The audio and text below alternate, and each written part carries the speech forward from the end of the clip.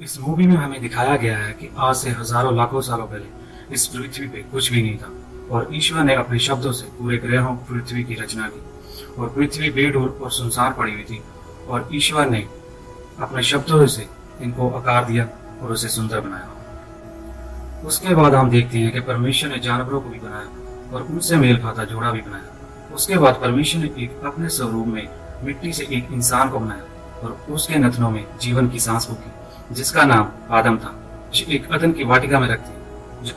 आदम दिन भर उसी बाग में रहता और दिन भर उस बाग में टहलता और जानवरों के साथ समय बिताता। उसे वहां पर बहुत अच्छा लगता है। फिर परमेश्वर ने कहा कि आदम का अकेला रहना ठीक नहीं है। परमेश्वर ने उसको गहरी नींद में सुलाकर उसकी पसली में से औरत को निकाला और वो भी आदम के साथ रहती है। आदम उसका नाम हवा रखता है। दिखाया गया है कि वाटिका में एक पेड़ होता है जो बाग के बीचों लगा होता है और उसी पेड़ के सामने एक दिन हवा जाती है और आदम उसे बताता है कि हम बाग के सभी फल खा सकते हैं, लेकिन परमेश्वर ने हमें इस पेड़ से फल खाने के लिए मना किया हुआ है। अगर हम इसको खाएंगे तो मृत्यु को प्राप्त करेंगे। और हवा कहती है कि ठीक है, हम इस पेड़ के फल को नहीं खाएंगे। और वो दोनों कई समय तक उस वाटिका में इकट्ठे रहते हैं और बहुत खुश होते हैं।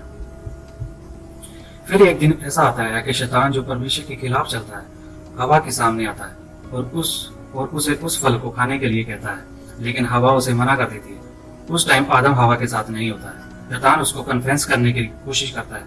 वो कहता है कि अगर तुम इस फल को खाओगे तो तुम कभी ना मरोगे और तुम बहुत शक्तिशाली हो जाओगी। इसके बाद हवा शैतान की बात मानकर उस फल को खा लेती है और उसी टाइम आदम भी उसके पास पहुंच जाता है और वो उसे भी खिलाती है। तभी उनकी शारीरिक आंखें खुल जाती हैं और उनको मालूम चलता है कि हम नग्न हैं और वो अपने शरीर पर पत्ते बांध लेते हैं। उसके बाद परमेश्वर आदम से मिलने के लिए आता है और उसको आदम आदम पुकारते हैं, लेकिन आदम एक झाड़ी में छिपा होता है और परमेश्वर उसे पूछते हैं कि आदम, तू क्यों छिप रहा है? वो बताता है कि मैं नग्न हूँ, इसलिए तेरे सामने से आने से शर्माता हूँ। परमेश्वर ने कहा, किसने तुझे कहा कि तू नग्न है? क्या मैंने जो फल खाने के लिए तुझे मना किया था, क्या तूने वो खाया? आदम कहता है कि हाँ, जो तूने मुझे स्त्री दी थी उसने मुझे ये फल खाने के लिए कहा। और औरत बोलती है कि मुझे सांप ने खाने के लिए बोला।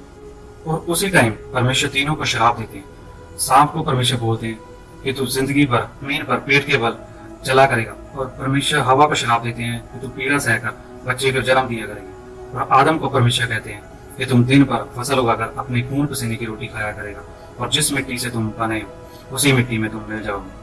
और उसी वक्त उन दोनों को अदन की वाटिका से निकाल दिया जाता है, जिसमें वो दोनों बहुत आनंद के साथ रह रहे थे। अदन की वाटिका के बाहर निकलने के बाद वो बहुत सारी मुश्किलों का सामना करना पड़ता है।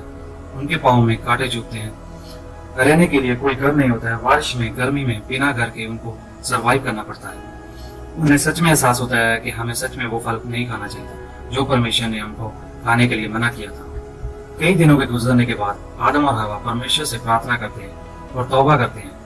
आगे चलकर वो अपने लिए एक घर बना लेते हैं, फसल उगा लेते हैं, जानवरों को पालते हैं और एक बार फिर उनके जीवन में खुशियां आने लगती हैं और हमेशा साथ रहते हैं। और हवा एक बच्चे को जन्म देती है जिसका नाम कैन होता है। और कुछ सालों के बाद हवा एक और बच्चे को जन्म देती है जिसका नाम वो हाबिल रखते हैं। ये दोनों साथ में बड़े होते हैं, लेकिन कैन जो होता है वो अपने भाई हाबिल से नफरत करने लगता है।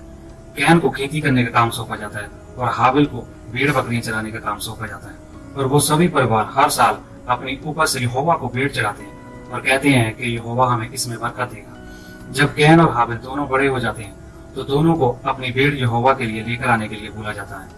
और जब हाबिल अपनी भेड़ बकरियों में से यहोवा के लिए भेंट लेकर आता है और प्रार्थना करते हैं कि यहोवा इस भेंट को कबूल करे, और आसमान से बिजली उतरती है और वो भेंट जलने लग जाती है और उनको पता चल जाता है कि हाबिल की भेंट कबूल हो चुकी है। और जब कैन अपनी भेंट चढ़ाता है तो कुछ नहीं होता और उसका पिता आदम कहता है कि कैन की भेंट स्वीकार नहीं की गई क्योंकि वो अपनी भेंट नफरत से लेकर आया होता है। और वो कहता है कि मैं इसलिए मेहनत करता हूँ कि हर साल अपनी उपज जलाने के लिए लेकर जाऊँ। भेंट ना स्वीकार होने के कारण इस बात से कैन को बहुत गुस्सा आता है और वो अपने भाई से और भी नफरत करने लग जाता है और वो उसे मारने के लिए योजना बनाने लग जाता है, क्योंकि वो सोचता है कि सभी हाबिल से प्यार करते हैं।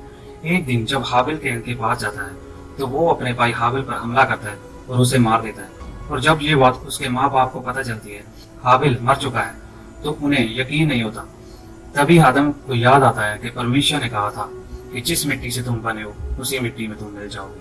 और यह धरती पर पहला पाप हुआ था और अंत में हमें दिखाया जाता है कि आदम और हवा अपने बेटे हाबिल को वहां पर गाड़ कर चले जाते हैं। इसी के साथ इस मूवी का एंड हो जाता है। लेकिन इंसान की जर्नी परमेश्वर यहीं पर खत्म नहीं करती, यहाँ से तो इंसान की जर्नी स्टार्ट होती है।